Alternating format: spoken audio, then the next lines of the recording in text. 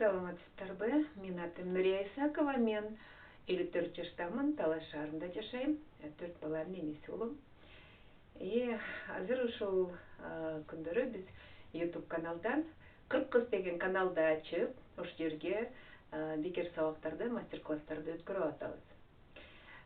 Биздин каналга катталып, 40 кыз каналга колокольчик басып, биз менен бирге болгула. Биздин сабактарыбызды, бекер сабактарыбызды көрүп, башкаларга да бөлүшкүлө. Кымбаттуу айымдар, мен көп жыл мурун ушу Верена журналдан 16-жыл экен. 6 жыл мурун ушу Верена журналдан бир көйнөктү көрүп, анан токугамда аябай кооз, аябай сонун, жакшы көйнөк экен. Мындай. Ушул көйнөктү мен алып, анан кийин көк өңдүү жипти алдым. Турецкий пряжа, жукарак. Буга жука керек болду да, эми өтө жука эмес, эми токуганга болот. Ушуну токуп туруп анан көп жыл кийдим. Мындай эле 5 жыл кийдим да. Анан болгону бул мындай колокол. Ушул эле кие бермекмин, эчтеке кылбай эле. Болгону много этегине баягы зымга илип алып, анан этеги жыртылып калды да. Эми 5-6 жыртык. Майдасын санабайм, чоң жыртыктан бир 5-6 болуп калды. Эми кандай кылыш керек? Муну сөккөнгө болбойт. Болот сөккөнгө, но ушул остаткаларын таап туруп ошону берге токуп коеюн десем, бул уже 6 жылдан бери кийилип калган көйнөк, андан кийин өңү да башка. Тиги жаңы пряжа менен бул пряжанын айырмасы асман менен жердей болуп калат да. Ошон үчүн мен эмне кылдым? Кайра дагы урматтуу айымдар, жүн менен эмне кылса болот? Ушундай токулган кийимдерге, мынакей жыртык болобу, болбойбу, любой сүрөт салса болот. Любой. Жана фальцовочный ине менен фальцовка кылып. Мен сүрөтүн ушундай кылып койдум. Бирке бул темныйраак болгондон кийин эми ачыгыраак кылып, башка ачыгыраак кылып деп, арт жагында ушундай кылдым, мынакей арт жагын. Көрдүңүздөрбү? Арт жагында бул сүрөттү аябай жакшы болду көрүнүшү да. Мен ушундай эле композиция бул жагына салайын десем, биягында көрдүңүздөрбү, жыртыгы, тим эле чоң жыртыктар. Эми жыртыктарды мен бекитиш керек болдум да, андан кийин основной беринде чоң кылып анан нар жагына моундай сүрөттөрдү салып койдум да. Эң жөнөкөй сүрөт салдым, ичкилер. Будан тим эле кыйын сүрөттү салайын да, анан кайра эми мастер-класс. Сиздер жаңы үйрөнүп келаткансыңар. Көбүңөр эми жаңы үйрөнүп келатсыздар да, эми мен мастер-классымды ким карайт, ким үйрөнөм дегендер карайт да. Анан ушул мастер-классты колдонуңуздар, ичкилер. Көрүңүздөр. Сүрөт тарткан оңой эле. Жана фальцовка астына губка салып эле ине менен жүндү салып бересиздер, жүндөрдү. 100% жүн болуш керек да. Вискоза аралаштырдым мен. Мына көк вискоза бул. Болгондо мен ак жана втопси жипке жүнгө коштум. Но жыртыктарын полный маргеланский шелк менен бир сыра фальцовать эттим. Анан ошо шелктун үстүнө жүндү салдым. Анткени жыртыктар мындай чоң болгондон кийин айырга канча жүн салба, кандай десем, нар жагына кирип кетиши мүмкүн да. Бул жагында мына көргөзүп коеюн. Көрүңүздөрбү? Мына агарып турган бул баардыгы маргеланский шелк. Маргеланский шелк жыртыктарын баарын мындайынан бүтөп, анан ошо маргеланский шелктун үстүнө жүндү фальцовать эттим. Эми бул жүн мындай фальцовка кылгандан кийин бул жагынан мынтип чыгат. Чыгып кетет биягына. Биздин максатыбыз ушул да. Бул жагындагы жүнүм моундай көрүнүп турат, бирде фальцовка болгон. Бул жактагы жүн, аркы жактагы жүн, ортосунда токулган полотно, анан баары мынтип бушалаганда, бул уже кандай десем, деги кирет. Кирип да жашнакай болуп калат. Эми көрүнүшү жакшы болду, аябай жакшы болду.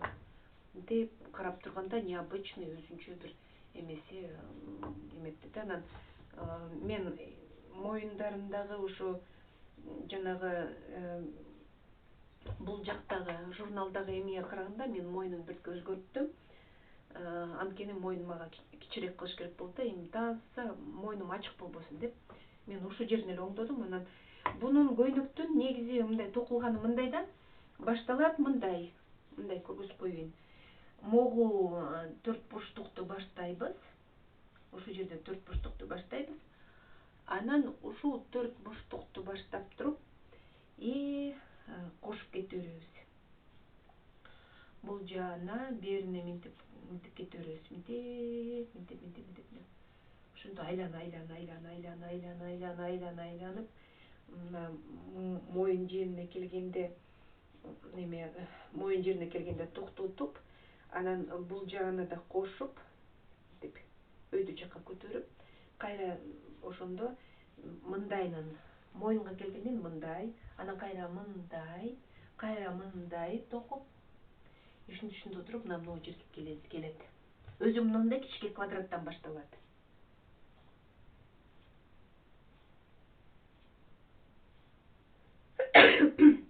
Кечирип коюңуздар. Ушинтип саналып мына ушул кичике квадраттан башталат. Бир полотносу бул алды.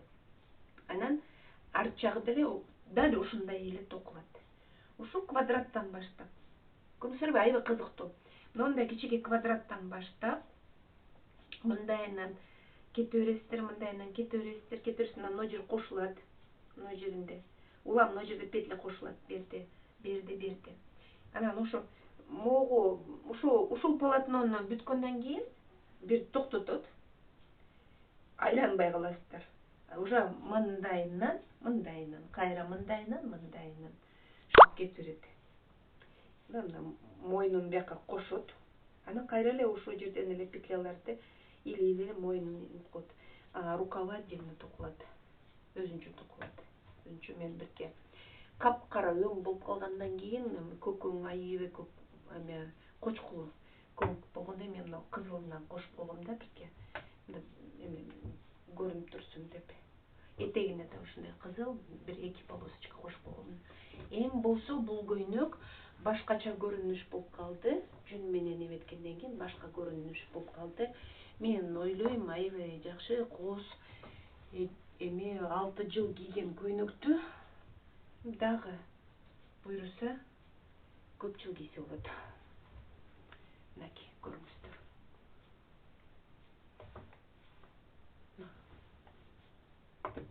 Көрүңүздөрбү? Өзү аябай кооз көйнөк, аябай жарашыктуу. Эми даже кээде ошо токулган буюмуңарды, кийимиңерди баягы уже көп жыл кийип койгондон кийин ушинтип жаңырып койсоңуздар болот. Анан шапкаларды токуп, жана колгаптарды токуп, анан ошолорго да фальцевать этсе болот да. Бул вообще негизи аябай жакшы техника.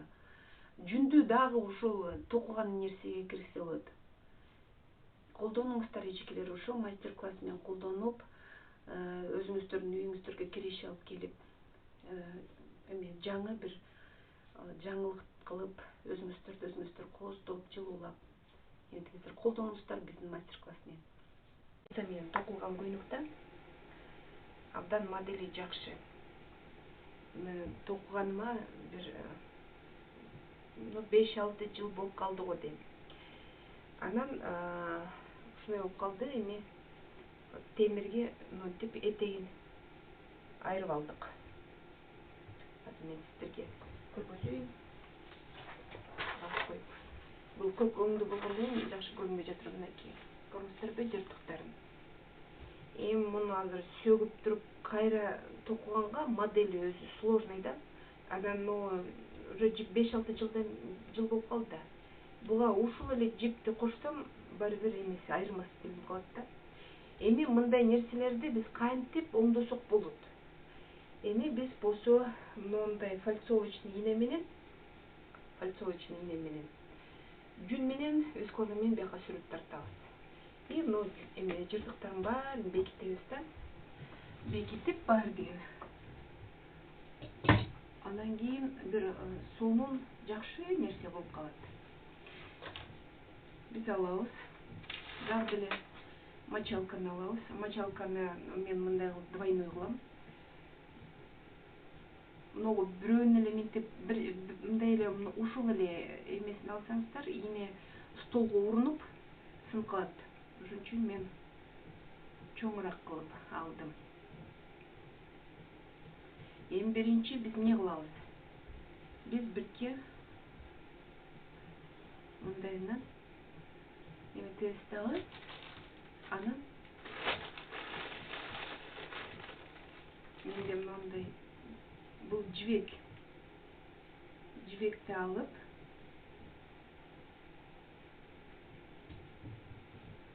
колго жабышат.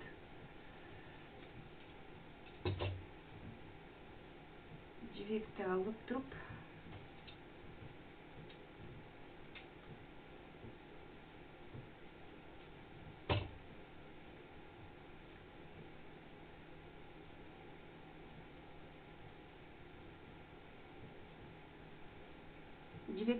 бирке эме жыртыктарын бекитебиз. Анткени берки азыр жөндөм эметкенде деле болбойт да. А муну минтип кошуп койсоң, эмеси көрүнүп калат. Мындай бүрүп койгондой болупчу көрүнүп калат да. Мынакей ушинтип жибекти алып жыртыктарын бир сыра бекитебиз. Анткени үстүнө жүн салганга жеңил болот да. Жүндү салабыз да. Алып туруп жибек болобу, марле болобу, мен дейм азыр жибек менен кылып атам. Бир сыра жыртыктарын жибек менен бекитип алабыз. Фальцовочный ийне өзү негизи жакшы жардам берет. Жыртып берди эми бизде 5-6, даже 7-8 по-моему жыртыктар. Мынтип баардыгын эметип алган элем.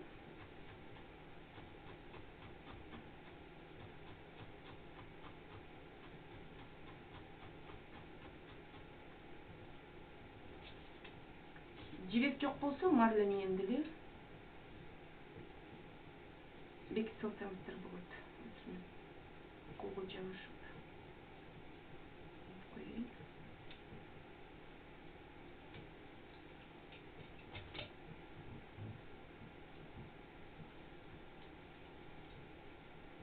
Аябай жакшы модель токулган, өзү да кооз, этеги колокол. Бул көйнөктү мен өзүм аябай жакшы көрүп кийем да. Эми ушундай болуп калды, этегим айрылып калды. Илип алдык да. Зымга илинип, анан ошо менен эметип кетти. Эми муну бекитиш керекпиз.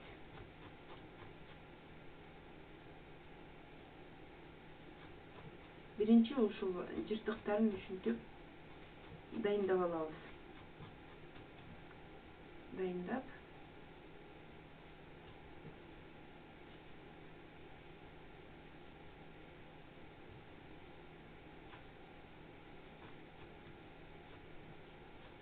жаңы жипти алып туруп, анан бул көйнөктү сөгүп, анан берди кайра токуганга болбойт да, көрүнүп калат, баары бир көрүнүп калат.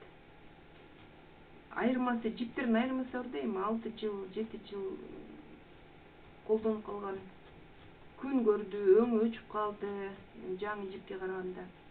Анан мен ойлонуп, анан кийин берки эми азыр эметебиз. Мынакей, көрүңүздөрбү? Мынтип жабыштырып койдум. Жабыштырып, эми буга азыр биз гүлдү эметебиз. Эми бул өзү көк көйнөк болгондон кийин буга мен эми кызыл өң болбойт, жашыл өң болбойт. Бүт көк өңдү вискозаларды алам. Көк өңдү вискозаларды алам. Ак жүнгө аралаштырам. Мынтип экөөнү аралаштырам. Эми көк вискозаны көбүрөөк алыш керекмин. Ак жүнгө аралаштырып, анан эми гүл салам. Эми бул көйнөккө гүл эле салам да, анан гүлдөн башка эч нерсе салбаш керек.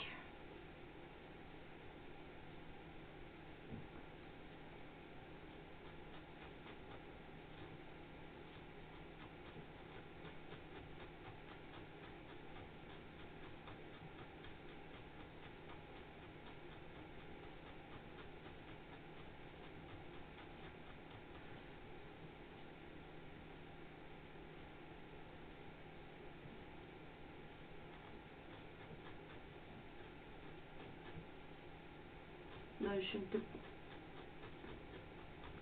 гүл салабыз. Азырынча пока основаларын жаза алыш керек. Основаларын жаза эле алыш керек. Андан кийин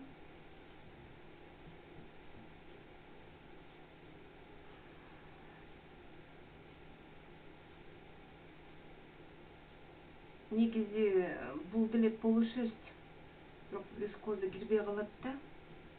Кирбей калат, ошон үчүн мен азыр вискозага ак жүндү аралаштырып, бул азыр основасы. Жүндү кошпосо да болбойт да. Ошон үчүн азыр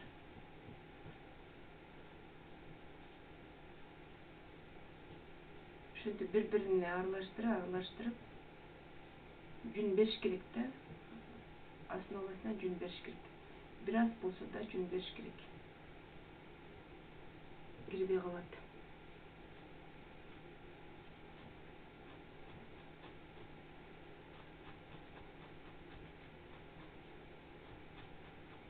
Мен азыр ушинтип жүн аралаштырып, анан кийин вискозаны бир сыра ымталайын. Анан үстүнө, булардын үстүнө дагы башка үн беребиз.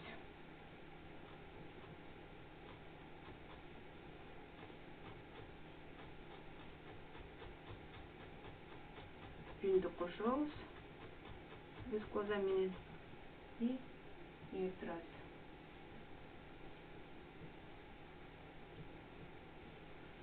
Ушундай буюмдарды биз если жүн менен иштегенди билсек, оңдоп алса болот да. Эми жыртык болбосо делечи, ар кандай ушундай токулган эмеге, кийимдерге сүрөт тартып алса болот. Бул жерде айла жоктун жумушун кылып атабыз да. Айла жок бул эме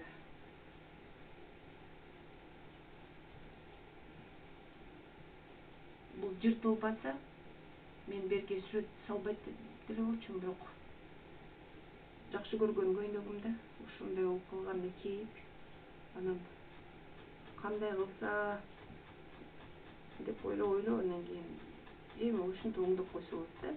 Бүт нерсени оңдоп алса болот. Мына көрүңүздөр, бир гүл окшошуп келатат. Мынакей гүл окшошуп.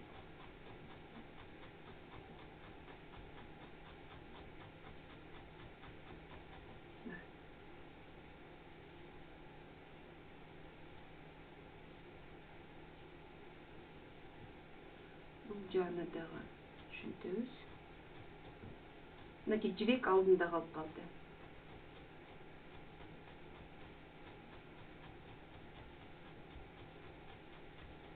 Биз жыртыгын бекитип атабыз. Жибек алдында калып калды.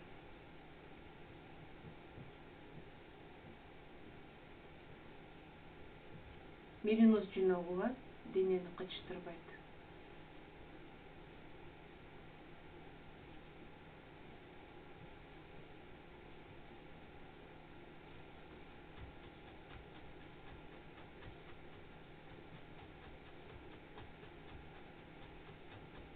Мынакей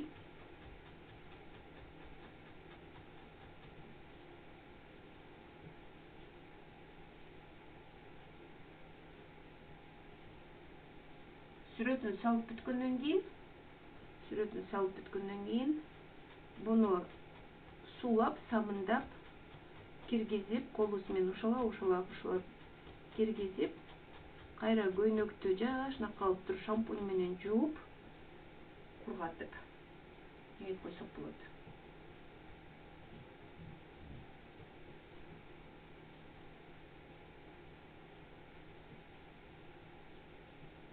Ак жүн менен мен вискозаны аралаштырып атам.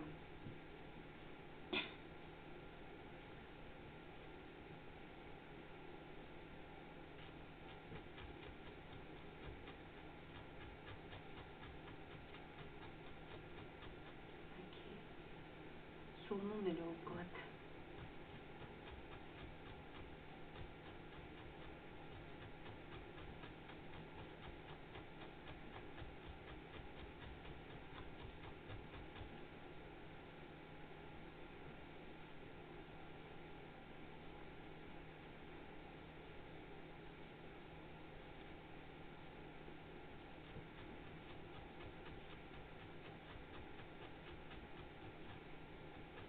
Мына.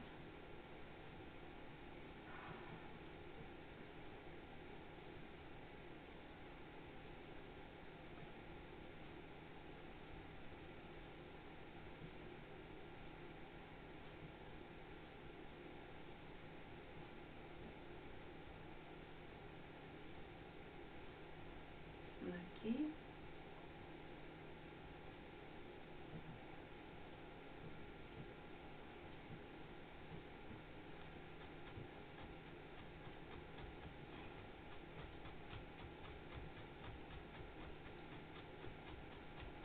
Гүлдөрдүн башкача оттенокторун беребиз. Азырынча основасын жүн менен берип коелу.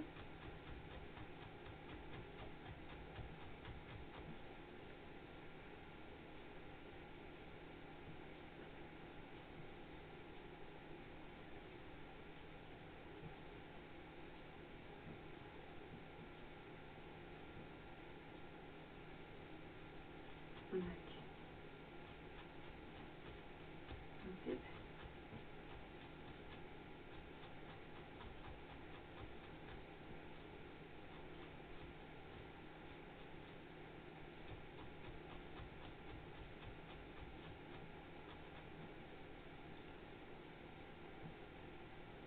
Так.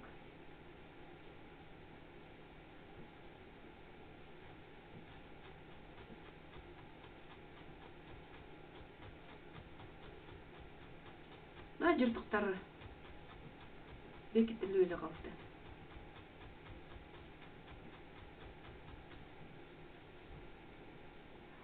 Ушинтип улам. Эми могу жерге күлдөрдүн жалбырактарын кылсак болот да, көрүнбөй калат. А берге күлдү кылсак өтө эме болуп кетет экен.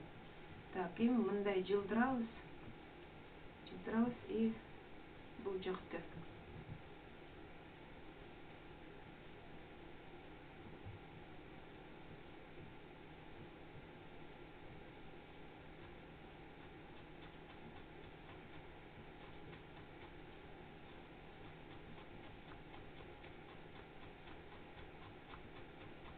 мынакей.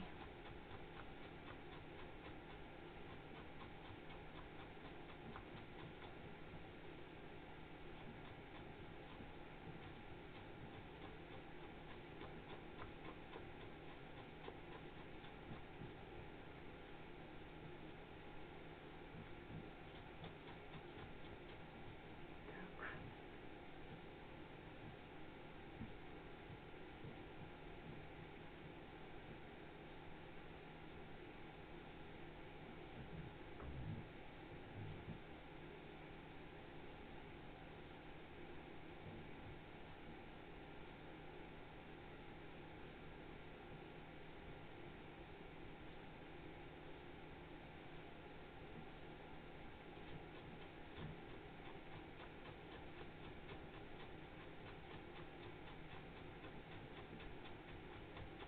Мынакей.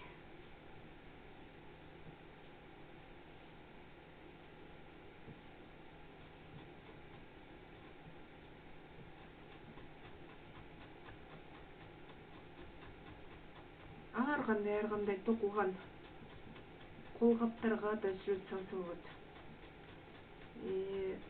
Кофточкаларга болгону вискозага жүндү аралаштырыш керек да. Негизи кире турган материал бул только жүн. Калганы жүнгө жабышып туруп кирет. Анан вискозанын өзүн эметкенге болбойт да, вискоза өзү негизи өзү кирбейт, оңой менен кирбейт эмес, вообще кирбейт. Буну жүнгө гана аралаштырыш керек. Арасында жүн болуш керек.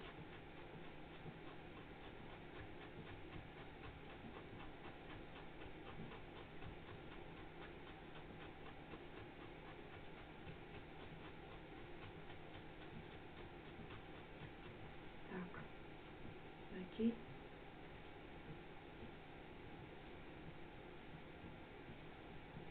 Бuyog'ini gulni solamiz.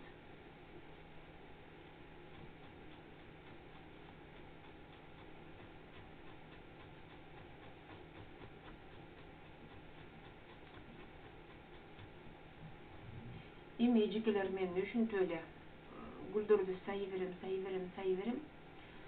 Анан кийин бир 20 мүнөттөн кайра сайып, анан көргөзөйүн да. Анан улам ушинтип эметип көргөзөйүн. Азыр мындай ошо жыртыктарды көргөздүм, кантип бекитиш керек.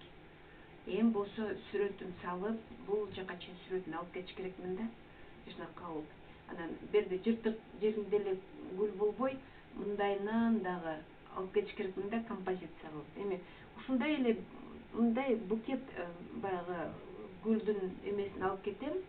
Анан кийин биякта оттенокторду кылам. Эми түшүнүктүү да, мына жыртыкты биз жаптык. Жыртыкты эми сүрөтүн улам салып кете беребиз. Анан ушу гүлүн салып бүткөндөн кийин мен сиздерге эме экранды жакыныраак кылып, анан дагы көргөзөм. Кайсы жерине эмне кылдым, кандай кылдым. Азырынча ушундай. Бүт токулган кийимдерди жыртыгы болобу, болбойбу, кооз кылам десеңиздер, ушинтип туруп эметип алсаңыздар болот да. Эми бул колго токулган Ализе эми турецкий пряжа Ализе. Аябай жука кылып, эмне эле менет кылып токкам да. Эми ушуну жыртылып калганына просто бул жыртылган жок, бул айрылып кетти да, илинип кеткен. Анан кейип кандай кылсам деп ойлонуп аткам да. Эми бул мындай дал ортосунан илинип кетти. Ошон үчүн мындайынан алып кетиш керекмин гүлдү. И арт жагына да гүл кылыш керекмин, бираз мындай этектерине гүлдөрдү эмес кылсам биякта эме болуп, арт жагында болбой калса, композиция болбой калат. Ошон үчүн эми азыр мен ушинтип эле азыр гүлдөрдү кылып берем. Анан дагы булардын оттенокторун кандай кылам, башка вискозаны кантип аралаштырам, кандай жүндөрдү аралаштырам, анан дагы сайып көргөзөм. Урматтуу айымдар, мынакей көйнөктү мен гүлүн салдым. Жүн менен фальцевать этип, бул алды жагы, мынакей алды жагы. Бул болсо арт жагы. Мынакей.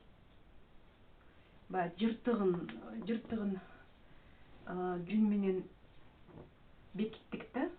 Берги жибектен салып, анан жибектин үстүнө мынакей биякта караганда мындай болот. Арт жагы ушундай болот. Мына ич жагы ушундай мынакей. Ушундай ине менен салганда ич жагына жүн чыгыш керек да. Ошондо бул жакта жүн, ортосунда пряжа, токулган көйнөктүн эмеси, полотносу, анан бул жакта да жүн. Сүрөтү ушундай, мынакей. Эми ушинтип токулган кийимдердин жыртыктары болуп калса, же колгапты токуп турган колгаптын үстүнө да ушундай фальцевать этип салса болот, шапкаларга же ушунака сүрөттөрдү салып эметсе болот да. Эми мен бул көйнөктү айла жок, могу жеринде жыртык болуп калгандан кийин мен айла жок муну фальцевать эттим. Кийин депчи, анткени бул көйнөк аябай сонун да, эмеден, Веренадан эмесин моделин алып туруп анан токугамын ошо. Эми эмки этабы мына сүрөттү салдым, сүрөтүн салдым, мынакей фальцевать этип бүт салдым. Эми муну мен суулап туруп киргизем. Киргизгенден кийин мунун сүрөтү башкача болот. Баягы кирип эметип, бул полотно менен бир болуп, мыналардын баары кирет. И көрүнүшү да башкача болуп эметип калат. Ине менен фальцевать эттим, жүн менен вискозаны аралаштырдым. Эметип. Мына өзгөчө бир башкача болуп эметип калат. Өзү көйнөк жакшынакай аябай сонун көйнөк да. Анан эми муну ыргыткым келген жок, сөккөнгө болбойт уже. Баягы бул пряжасы эметип калды да. Көп жыл кийилип калган көйнөк, ушундай эле пряжаны таап, кайра сөгүп туруп, ушу жерди сөгүп туруп кайра эметейин десең, берде көрүнүп калат. Жаңы пряжа менен бул колдонуп калган пряжанын эмеси айырмасы бар да. Эми эмки этабы болсо, буну биз самындап, үстүнө жана эмени салып, сетканы самындап, анан колдорубуз менен, алаканыбыз менен бул жагына колду салып, анан эмнетип ошалып киргизебиз.